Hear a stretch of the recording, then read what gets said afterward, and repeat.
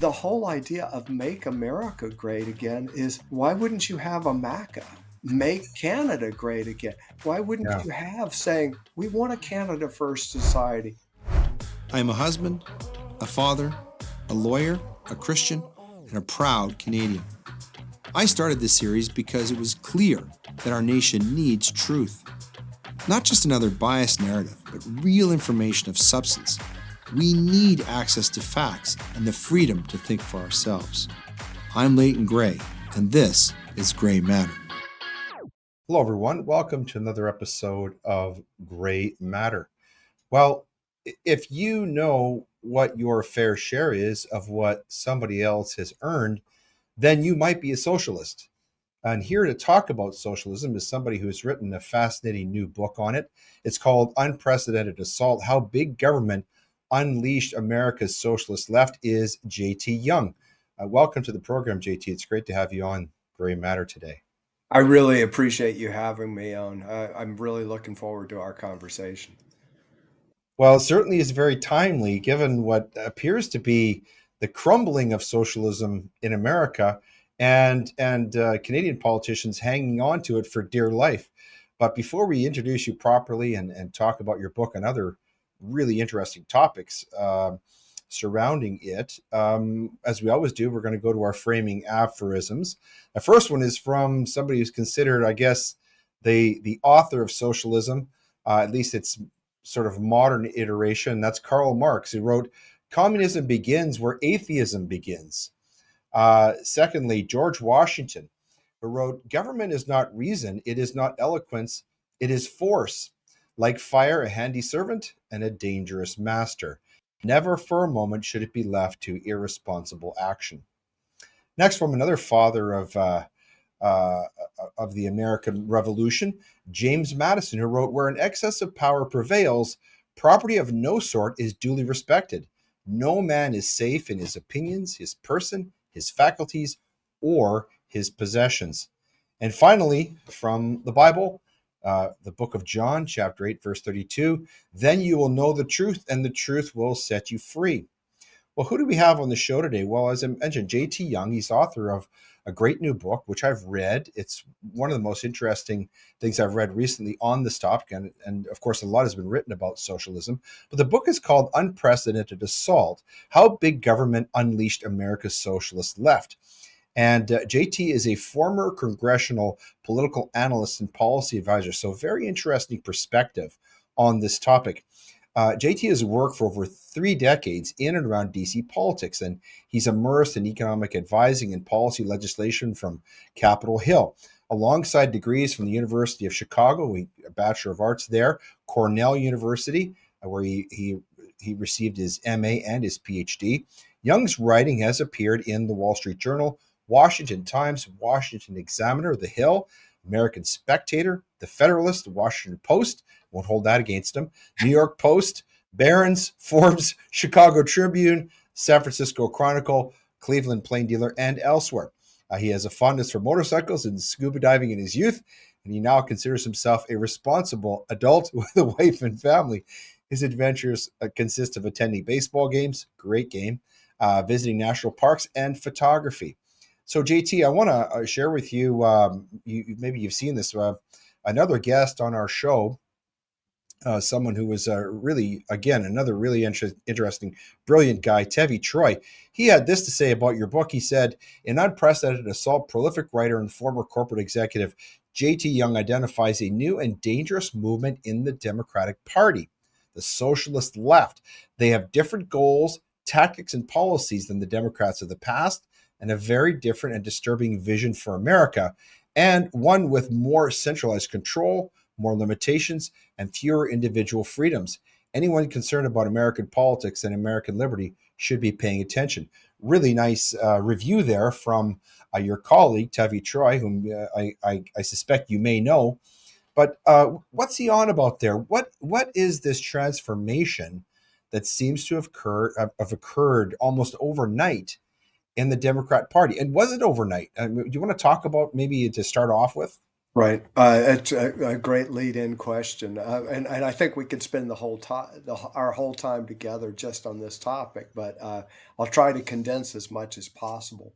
Um, where I think you saw, uh, in particular, to me, a watershed event was 2016, um, and Right. that was when Bernie Sanders ran for the Democrat nomination, and Bernie Sanders has been whatever you want to say about Bernie, and there are many things that we can say about Bernie.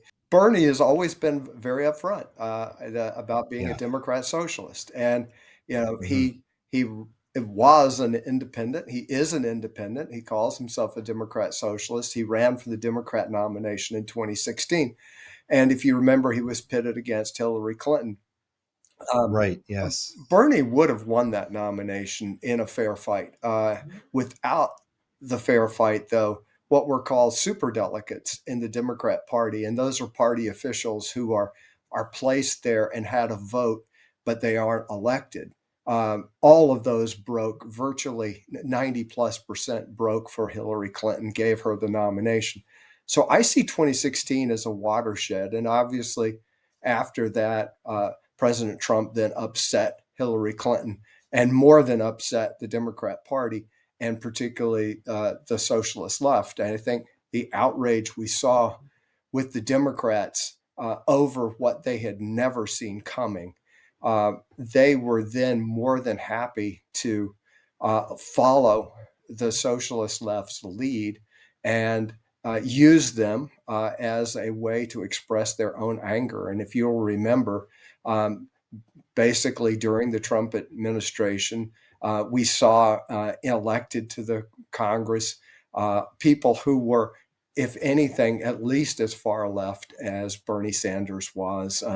Uh, AOC, the Squad, and Hmm. Hmm. the Democrat Party basically became unhinged and has been going that direction. But if you want to step back even further than that, I think you can see that the Democrat Party has been going left for a considerable period of time. And you mentioned reading the Right. book, and in one of my Mhm. chapters, I use the Pew um, polling that shows in depth where respondents were saying where they were.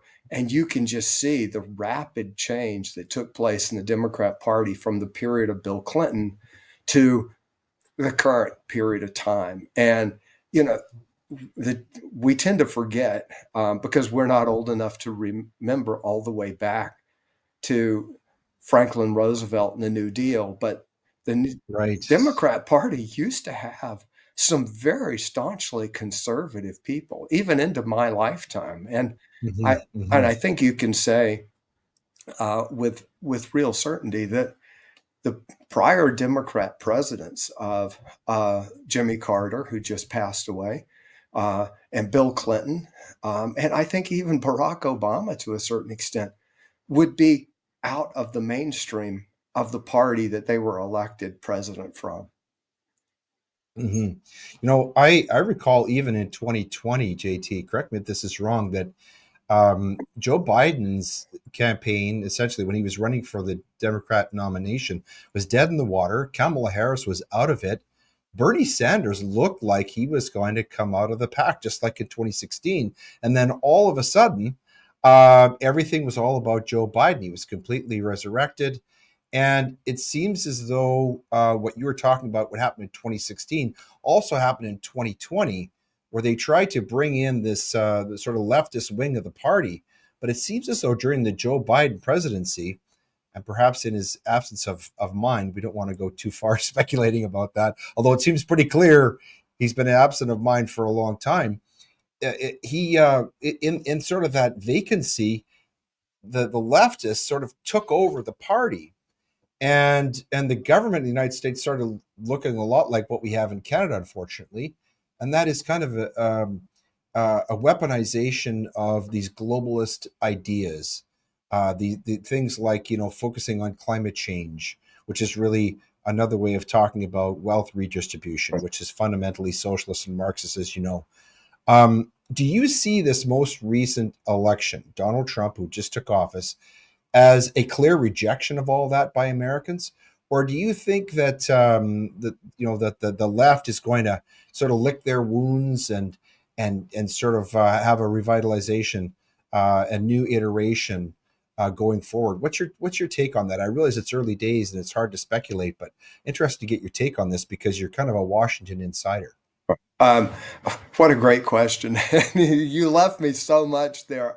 I've got I got to go back to 2020 because I definitely want to take this one up as well because I think your question is very insightful.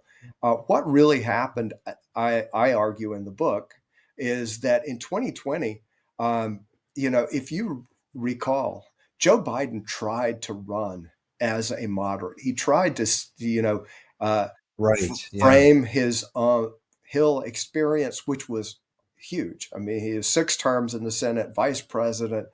Um, and if you'll remember, and you mentioned Kamala Harris here, he mentioned and tried to showcase his ability to work with both sides of the aisle. And that's when Harris leveled the most brutal attack of all of uh, the Democrat debates, where she, came back and said, "I was that little girl," and she was basically uh, uh, making clear reference to Biden saying that he had worked with people, even who were segregationists. So she leveled him with that. And as you're correct, she didn't make it to 2020. She dropped out in 2019. What happened in 2020 was the field was so crowded on the left after Bernie had showed them the way. They split their own support. If Bernie had been alone, he wins. He wasn't. He Right. had Elizabeth Warren. He had everybody under the sun, Cory Booker, Buttigieg. Everybody was running to the left. They split their vote. And just as you were mentioning, he was dead in the water. He went to South Carolina. He had already been humiliated in New Hampshire. He was on the ropes, about to drop out. He rallied in South Carolina. And it's very interesting, if you'll notice, his last public appearance as president, outside of being at the inauguration of Donald Trump, was in South Yeah. Carolina. He owed that Yeah. huge debt. So he won the nomination, but the left still won because he had to be of them. He was never anyone's first pick. And for Yeah. 4 years, he has been an open door to the left's most extreme policies. Now, Hmm. going back to your question in 2024, what was this election about?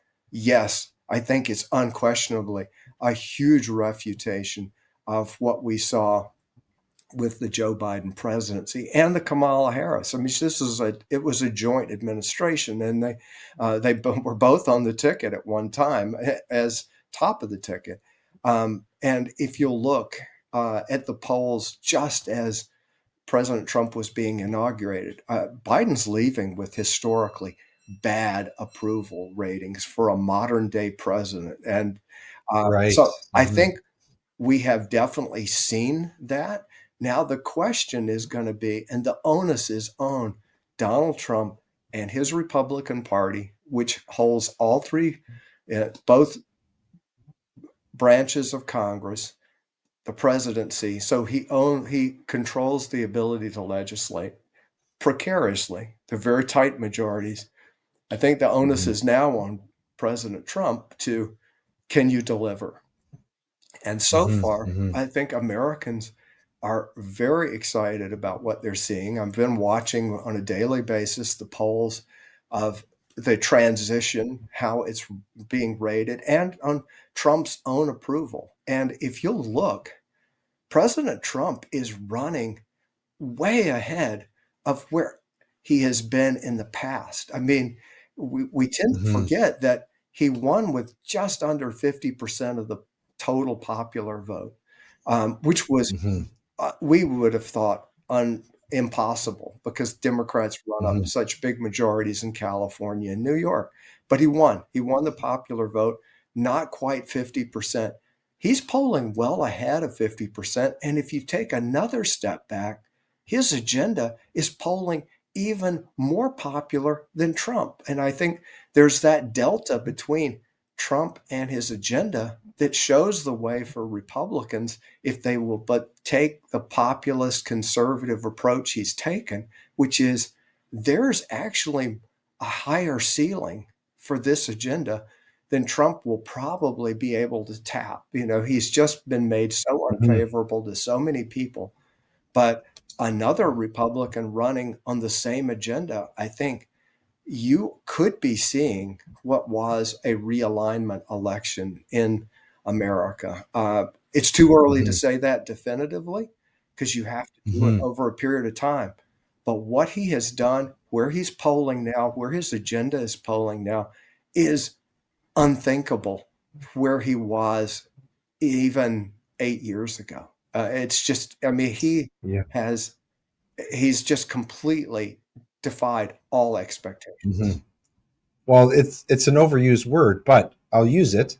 I think it might be miraculous. And but I want to take a step back here, JT, and talk about socialism fundamentally, because socialism is this idea that, well, Churchill called it the ideology of failure. Um, Thomas Sowell has a great quote. He says basically it's the philosophy of envy. It takes one of the seven deadly sins and turns it into a virtue. But there is something very un-American about socialist ideology, and yet it seems to have become very seductive to many, many people in the United States. At least, during the Biden administration or leading up to it. What is it about socialism, socialist ideology, that you think draws people in? What are its selling points to people? A great question again. I really appreciate it. And, this has always been what has separated the United States from the rest of the Western political world. There's a great Hmm. book that was written by Werner Somber, mentioned many times in my book. And he wrote a very short book at the beginning of the 20th century, which said, "Why is there no socialism in America?" And I found myself having known that question for a long time, and I asked myself, why is there socialism for the first time in America? And I think, to your point, the siren song of socialism has always been appealing, and it always will be appealing to people who haven't thought through the ramifications of what they're asking for. But, as you've already mentioned, the redistribution of wealth, how can you not, it sounds like something for nothing. It sounds too good to be true. And of course, when something sounds too good to be true, it is. Uh, and such is the case of socialism. So the real question, here is, why is it resonating in America for the first time? And as my book argues, it is because we now have, unlike the rest of the Western world where socialists took control of a government and built a big government, America already has a big government. We spend Right. close to 25% of the nation's GDP uh, in federal spending. And so socialists really don't have to create out of whole cloth what wasn't there or isn't there.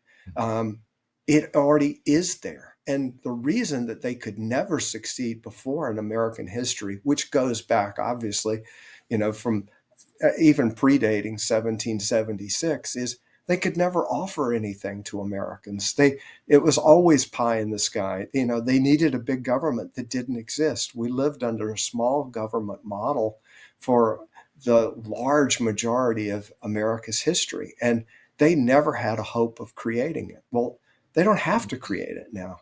It already is here. They merely need to Mhm. redirect it. And what we have seen over the last 4 years is they were given by this administration, I'm sorry, by the Biden administration, they were given access to this government to a degree that they could never have gained on their own. So we both Mhm. see uh, a rise of the size of American government, which gives now the means, and we have saw in the weakness of Joe Biden uh, the access that they could never win on their own. So the two came together. And I think, to your question, while yes, it was a refutation of Joe Biden, and that is very positive. And I think we see a severing of, hopefully, the socialist left's access to the halls of power. We have to keep Hmm. remembering that the size of government is still there. So it can go away. Yes. And socialists are going to play a long game, especially in America, because Hmm. again, they've never had control here before. So they all they need to do is almost similar to a guerrilla warfare kind of approach. They go to ground, they wait for their opportunity and reassert themselves when conditions are more favorable. And they're not favorable right now, but the prize will remain there unless we start to reduce and change the size of America's government, how the government works, what it Hmm. does. Hmm. Hence the Doge, the Department of Government Efficiency, which is going to be headed up by Elon Musk, and asking the question: do we need big government? And then some of the executive orders that Donald Trump has made on day one, where he pulls America once again out of the Paris Climate Accord, which I know from reading your book is really just a socialist organization. Has nothing to do with saving the environment or saving the climate. It's all about the sort of globalist plan, socialist plan for wealth redistribution, and then interestingly also the executive order to take America out of the World Health Organization, which I see as another avatar, really, for communist China. That's tied into globalism and socialism. Um, Here's my next question, and you do treat this a little bit in the book. But what do you think the implications are going to be for the rest of the world, especially the West, with the way that Donald Trump is turning America away from socialism, away from globalism, and back to an America First mentality, back to sort of a responsible government? What's your take on that? I certainly think that he will have an influence. I think he already is, um, and that we need to, as Americans, you for myself and my fellow countrymen, we need to take the responsibility we have that our actions matter very seriously and with the responsibility here. But we also have to remember that we were seeing the conservatives starting to reassert themselves even before Donald Trump was elected. I mean, all you have to Hmm. do is Hmm. look at what was happening in Argentina and, Yes. completely revamping this country. And that had nothing to do with Trump. Argentina's move came well before the November election. And I think what you're seeing, and I think you're seeing this in America, I think you're seeing this globally, which is people are putting the socialist policies, the policies of the extreme left, to an eye test. And it's failing. It's Yes. failing over and over and over again. And all you have to Hmm. do is look at everything the socialists have ever touched. And socialism, at its barest core, is really simply a monopoly of power. And you give Hmm. them a monopoly of that power, and they run it right into the ground. I mean, you look at socialist states, and no one who's watching this broadcast, I say with a high degree of certainty, would trade places with anyone in North Korea, Cuba, Venezuela, uh, communist China. I mean, Hmm. I, no one wants these. And I think you also Hmm. see, as you were saying, the failure of so many of these far left policies to do what they were claimed to do.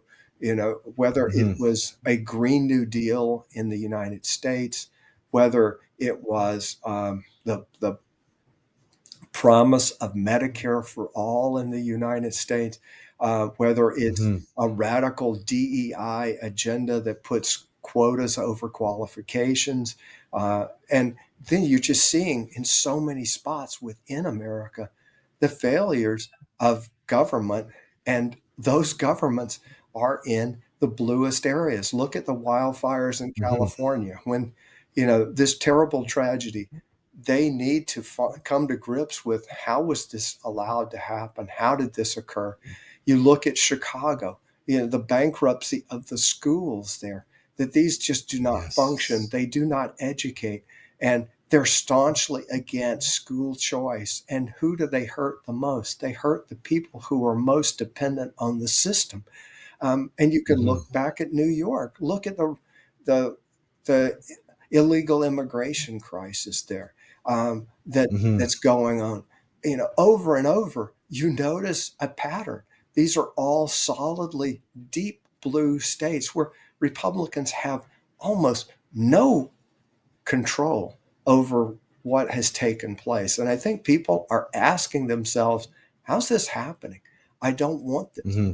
I mean, Americans at their most basic, they simply want the government to function and do just basic things. And Right. it's not doing that. Hmm. Hmm. I quoted Winston Churchill earlier. He had another great quotation about socialism. He says it produces perfect equality because we all starve together, and that sounds funny, but when you Right. consider the city of Kingston, Ontario, in southern Ontario, has just declared a food emergency because one-third of the people in that city do not have enough food to eat. That gives you an idea of the consequences of the failure of socialism. But being sort of an expert in this and written this amazing book about it, I wonder, JT, if you could explain, because this is something that's maybe a bit of a mystery to people who aren't as familiar with this as you are. What is it fundamental, intrinsic to socialism, which causes it always to produce human misery? Like, what are the keys to it? Well, I will certainly defer to a thinker who is a paragon, and that was Ludwig von Mises, the Austrian economist. He wrote a Right, phenomenal right. book that I Hmm. reference a great deal in my book, which was, he wrote a book entitled Socialism, and I think he hits it, and I think any number of conservative economists, whether it was a Milton Friedman, you mentioned Thomas Sowell, Right. they would all say Hmm. basically the same thing in different words, but really the failure of socialism is, at its core, socialism wants to control the means of production. You mentioned Karl Marx at the beginning Right. of our conversation, and that is inherently what they want to do. And I think you're now seeing a socialism that actually, especially in America, we're starting to realize they don't want just control over the means of production. They want control over the dissemination of thought, of what is thought, what Hmm. is allowed to be discourse. And when you Hmm. put that monopoly, as von Mises would argue, without a free market that determines the asset allocation in society, you are going to get a misallocation. And I'm Hmm. thumbnailing what the book goes into much greater detail, but what we see in the failure of socialism is it's a centralized programming and dictate of how resources are used that is completely separated from the desires of the people who are supposed to be being served. And that will inevitably lead to a subsidization, which will lead to overproduction in some areas, underproduction in others, and a complete misallocation of resources. And it's only a matter of time, as resources are misallocated, that things come to a grinding collapse. And we see this Hmm. over and over again, whether you want to look at the food shelves in Venezuela, if you want to look at if you'll notice, I think at the end of last year, you were noticing the huge blackouts in Cuba's power grid. There was no Right. Yeah. electricity for days at a time. You look at North Korea, where virtually nothing exists for anyone. You look at the old Soviet Union and the collapse there. That I know I mentioned in the book that the Soviet Union could manage to win the war with a great deal of Western help against Nazi Germany, and they couldn't win the peace. Their economy just Right. was moribund. And, when we both lived through this, when the Berlin Wall fell, we were all agape at how can Right. this be? But basically, it was rotten to its economic core. And without a functioning economy, it doesn't matter what rests on top of it. Eventually, it will collapse. And we saw Hmm. that so eloquently. And sadly, I think we're talking now to so many people who didn't live through this, who didn't see this happen. And so, socialism, you were asking earlier, how is it making inroads in America now? And there's sort of a Che Guevara chic to it, that people don't Yeah. realize what it really was and what it meant. And so it seems avant-garde, it seems edgy, and as though you were enlightened to blather these aphorisms of avarice, basically, that we Hmm. can take from others and everything is just going to be fine. We can always tax the rich. There's always more from that milk to be taken from that cow. And Hmm. and we're seeing that. Hmm. One of the fundamental things about socialism that I think it causes it to fail is that frankly it's evil. It's evil because uh, it takes God out of the equation.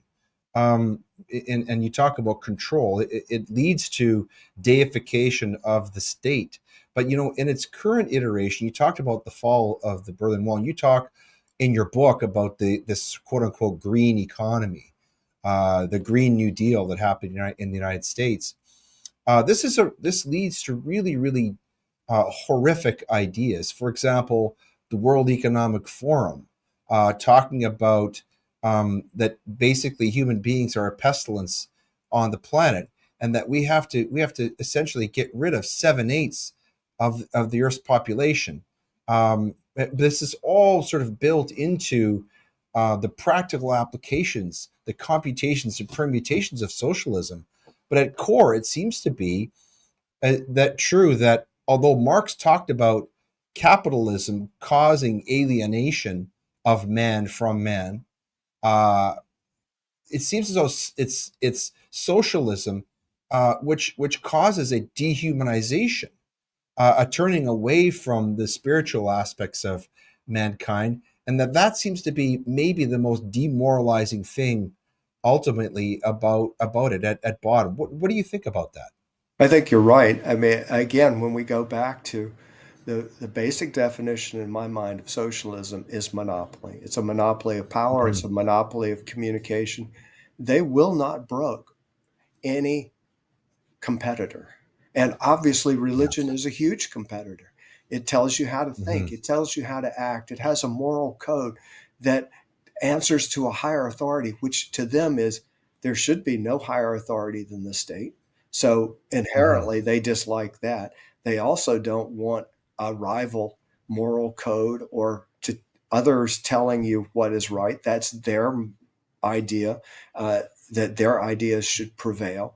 And so I think it's a natural adjunct. As you mentioned, Marx was so loved to say that that uh, religion is the opiate of the masses, and Right. we've heard that so many times. And of course, what he was meaning is it keeps them pacified that they won't seek revolution. And of course, the real opiate of the masses is socialism and the call that we can, if we just plan better, if you just give us more power, more control, we'll do a better job, despite all the evidence that you've seen throughout history that we can't do this.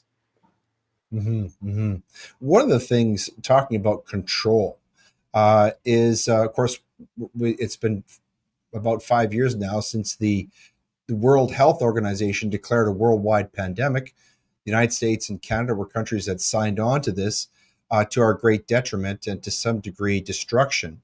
One of the key things that Donald Trump did on his very first day of his second administration was to divorce America from the World Health Organization. Why do you think that's significant? Well, I think, and it's funny you should mention it because we were talking before we got on the air about trying to keep up with the man. I am pleased to say that I have at least scrolled through the 5 pages, and that of all the executive orders he's put out, and that was one that caught my eye. So I went and actually looked at the executive order, and you know what he really did was he removed the US from the World Health Organization, or he puts it on notice that it will be removed. And Right. this is just what he had done when he took office in the past. He had done the same thing. So he revokes Biden's order to bring us back in. And I think the real question here is, and I think everyone all over the world deserves a final and clear answer as to how did this pandemic occur? Where did it occur? Hmm. Because this is not about finger pointing. It's about making sure it never happens again because uh, it was the greatest cataclysm and one of the greatest threats of centralized government control over people's lives in the places that pursued this. Obviously, there were Hmm. countries, Sweden took an entirely different tact. And we need to understand this. And I think Trump's executive order goes to the heart of that the WHO was hand in glove with China. How much did they know? What did they know about the origins of this terrible virus? And what role did they play, if any, in helping China or turning a blind eye to what China was doing? I think that's Hmm. becoming an inescapable answer that the lab that was operating in Wuhan, we need to know clearly what were they working on, what what sort of safety protocols did they have, and we remember if you go back and look at this, there were questions even within the WHO that there were not robust safety procedures in this lab. People were not Hmm. ignorant of it. And I think what Trump's executive order is putting the World Health Organization on notice that you cannot be a political agenda. If you want to if you want to pursue the role that your name implies and you want to have the credibility that you need to have, then you need to be forthright not just with the American people, but with the world's population as to what happened at the greatest pandemic that has existed and hopefully will exist in our lifetime. But again, Hmm. we need to make sure this cannot happen again because when you really think about it, um, in certain respects, as horrific as it was, this was not the great influenza that occurred at the beginning of the 20th century, right at the end of World War One. Um, Right.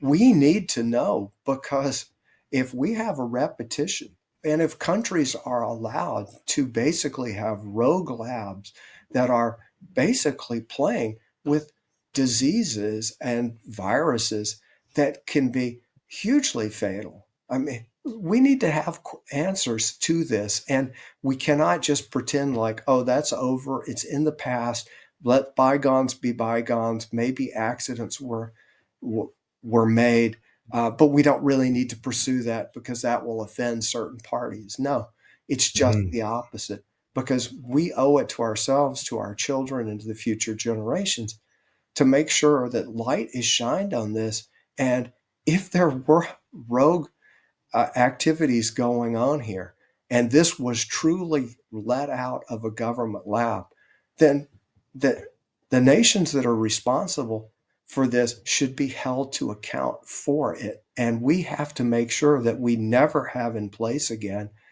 the, the means or that we give the imprimatur that this is somehow all right, that this was just Hmm. normal science. Clearly, all indications are that it was not.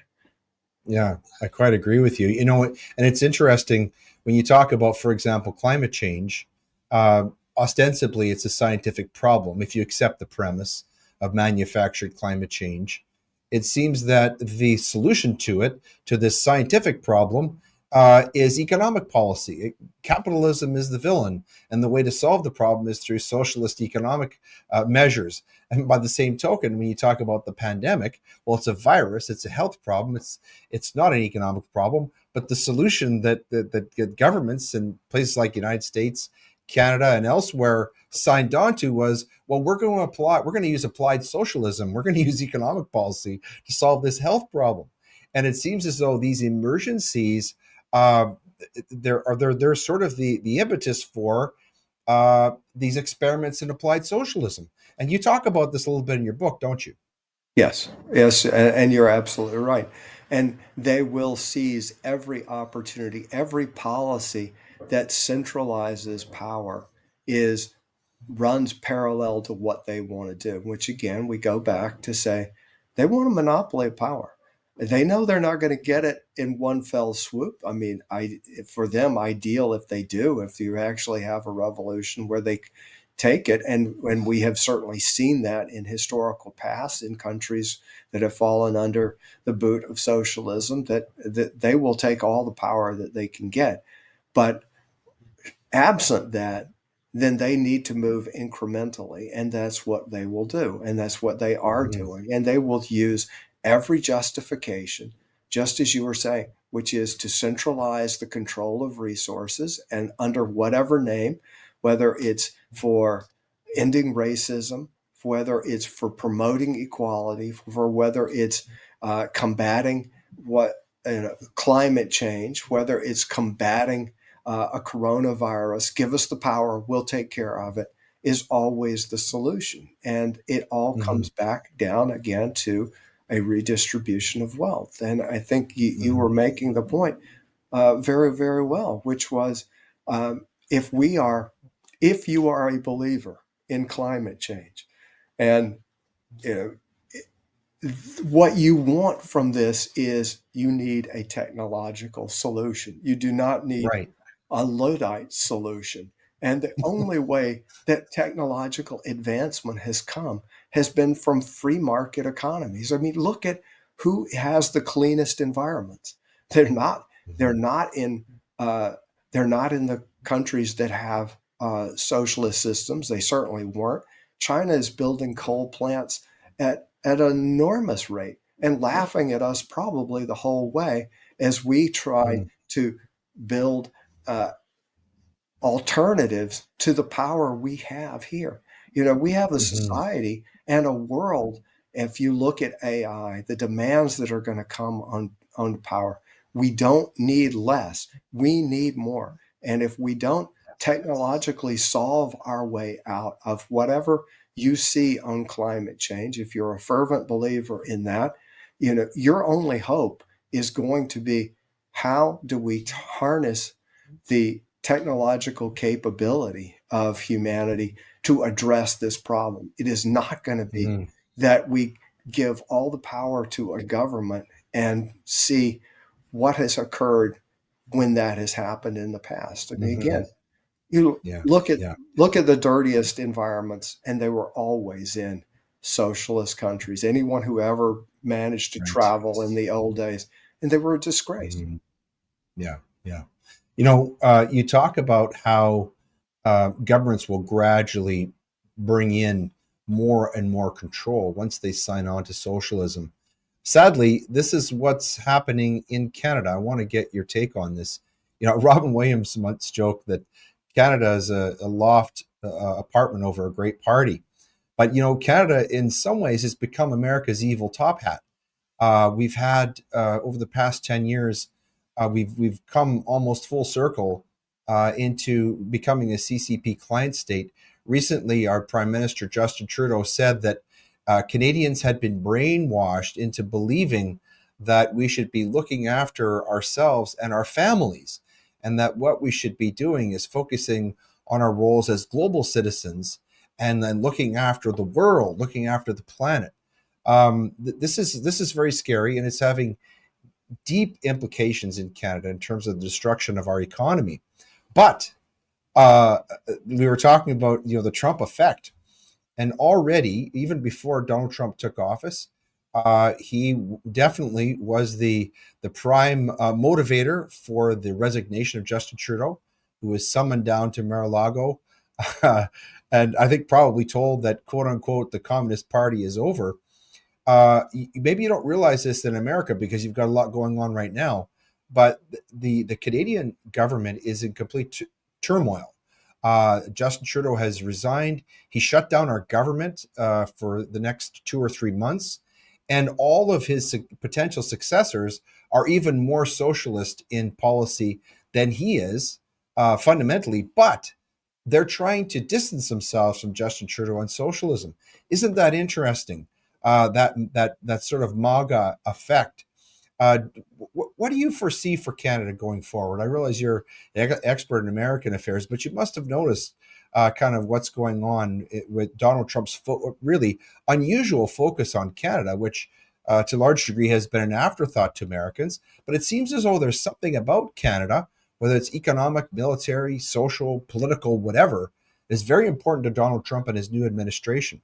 What do you think about what's going on in Canada in relation to the United States right now?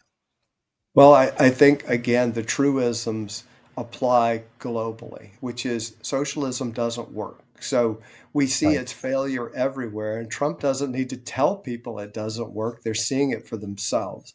I think a lot, and I appreciate your question because I truly was going through all the executive orders that Trump had put out in the first 24 hours of his presidency, and it fills 5 pages. And I was looking at order after order, and you will see over and over an America first this or an America first that. And I kept finding myself struck by every country should have this as there should be, you know, the whole idea of make America great again is why wouldn't you have a MAGA? Why wouldn't you have of make Canada great again? Why wouldn't Yeah. you have saying we want a Canada first society? Of course we do. Mhm. I mean, that's your job. You're the government of our country. Your responsibility is to your citizens first. And every time I Mhm. was watching so much of what Trump was doing, you're thinking, this would apply just as equally to Italy. I would expect Italy to sign trade agreements that put Italians first. That's what you're Mhm. Mhm. supposed to do. Right. So I found myself kind of surprised the more I was looking at these to think these aren't out of steps anywhere. They should apply Mhm. universally. Yeah. I've said before on the program, people have heard me describe my experience. I had kind of an epiphany when I attended a Trump rally in Henderson, Nevada, right before the election, and it was only then that I began to truly understand what MAGA is, and it's not just a political slogan. It maybe was that under Ronald Reagan, but it's become something much more. And I think, and I'm interested to get your take on this. I see MAGA now as a made in America response to globalism. And wrapped within globalism is, of course, the type of socialism and government control that you talk about in your book, which, by the way, folks, is called Unprecedented Assault: How Big Government Unleashed America's Socialist Left. But I wonder if you think that is correct, that really what we're seeing with MAGA is a made in America solution to this globalism that's really attacking Western culture, trying to tear away at American hegemony, world hegemony, which has been of such a great net effect to the entire world. Let's face it. Would you agree with that, or do you think I'm overstating the case? No, I don't think you're overstating it. And I do think, if you go back and you look at American history, America is largely an isolationist country. It, Yes. pulling Hmm. us out of ourselves and is completely anti antithetical to our whole history. If you'll notice, Sure. Washington was very, I mean, and when I talk Yeah. Washington, His I'm farewell talking speech. George. Yeah. Yeah. Yeah, Absolutely. it's Yeah. like stay out of foreign conflicts. And you saw this going throughout our history. Americans have to be dragged into World War One. Let's use an example. Woodrow Wilson won election in 1916 on a slogan of "He kept us out of war," and the last thing that Americans wanted was to go into World War One, which is why we were such a late entrant there. The same thing applies in World War Two. Go back and look. It took an infamous attack on Pearl Harbor on December 7th, and Japan declaring war on us to get Right. us into that war, which had already been going Hmm. on for 2 years. Yes. Yes. Americans don't want to truly, we're very parochial, we're very much, and that's one of the jokes about Americans is, we're so ignorant of the world, uh we're not attuned to it. And I think what you're saying is the MAGA feeling really taps into a current that has been in America throughout its history. And I Yeah. think so many Americans look and can point in their mind to things where globalism has hurt them. And, Yeah. it's not a surprise when you look at Trump sweeping all seven swing states, all seven. Yes. Um, How remarkable. Yeah. so many of those were in the case of Michigan. You look at Wisconsin. You look at other states which have lost manufacturing, and I think so many Americans step back who are of a certain age and go, "We used to make these things. Why don't we make Yeah. these anymore?" And that we have signed on to trade strategies that have traded access to the US market for other geopolitical ends. And of course, who foots the bill to that? Well, the people who've Yeah. lost their jobs. And you go and talk to a Kodak worker or former Kodak worker. You go talk to someone who used to make electronics in America. And it's real easy for an elite to tell these people that, oh, this is for the greater good that you lost your job Mhm. and your way of life. Uh, and I think there are a lot of Americans that are now who are questioning of what did we gain for this? And Yeah. are we being taken advantage of? And the people who are losing this from this are my children. Hmm. Again, Hmm. um, we all can go. I Where I grew up, we used to have textile mills, and those were good jobs for Yeah. the places that I grew up, and they don't exist anymore. And, Yeah. again, I think there are a lot of people who think the way of life that they had has been sacrificed to certain elites' ends, and they are questioning that. And Hmm. in the case of November, saying no more. Yeah. Now, you mentioned Washington's farewell address. I listened to Joe Biden's farewell address. I hope someone like you kind of juxtaposes those and does an analysis. I think it'd be quite revealing, especially revealing about the dangers of this socialist ideology and socialist policy. Well, listen, we've had a fascinating discussion with our guest, JT Young. We're going to turn to our reading list now. Of course, we're featuring Unprecedented Assault: How Big Government Unleashed America's Socialist Left. The description here is, for the very first time in the history of the United States, wide ranging and substantive resources and tools are allowing the socialist left to become a considerable and formidable threat. We've been talking about this with our guest, not merely recapping examples. Unprecedented Assault: How Big Government Unleashed America's Socialist Left is the first of all encompassing historical exploration of the ways in which the socialist left has transformed American society and politics, and how to correct the path down which the country is headed. I don't want to spoil it for you, but this is a book that not only identifies some of the problems, what's great about it, it also identifies some solutions. And some of those, frankly, are already being put into policy by America's new president. Is there anything that, of course, we've talked a lot about the book? Are there any important features of the book that you think we haven't covered and that you want to mention about it?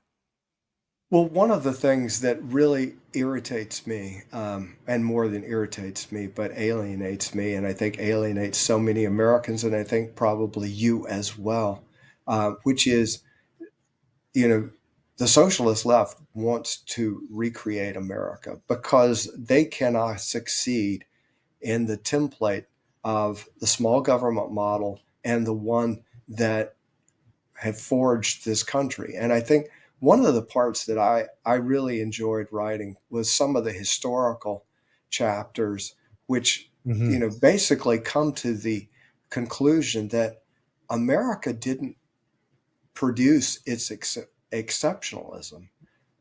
America's exceptionalism actually produced America. It's the other way around. And that Right. this great Hmm. lie that America is not exceptional is so dangerous and so inaccurate. And so um, I really would like people to also see that. And there's definitely a Hmm. here and now aspect to the book, and that's really important.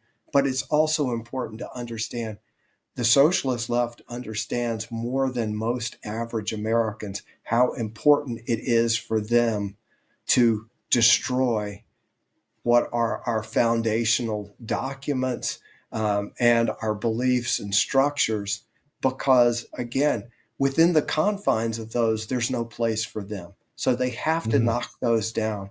And I was just taken over and over as I was doing the research for the book of, just things like that we share, our two countries, the English Hmm. government tradition, and Yeah. that to see it being denigrated as somehow not, not fair, as a means of oppression is just so wrong. And Hmm. that English government tradition that inspires and laid the foundation for both our countries was so Hmm. important. And that's just one of the many things Hmm.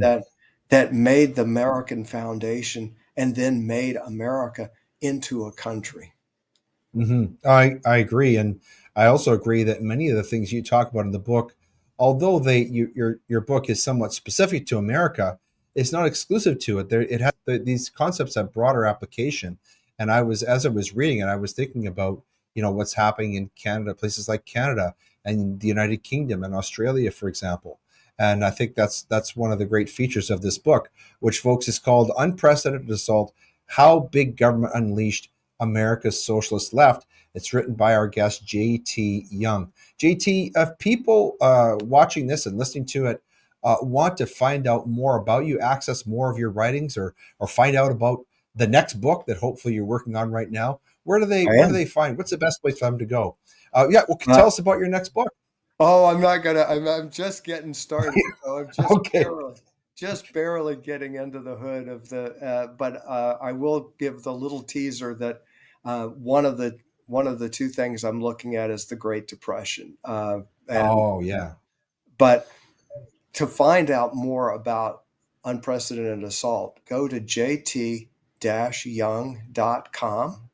and that takes you to a whole website, and Yes. it will give you some.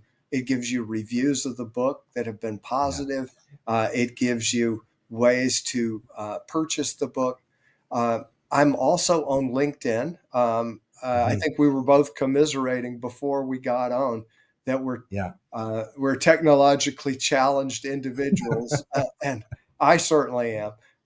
Yeah. And that's my only social media foray. But you can Mhm. find me on LinkedIn, and that has a bio page on it as well.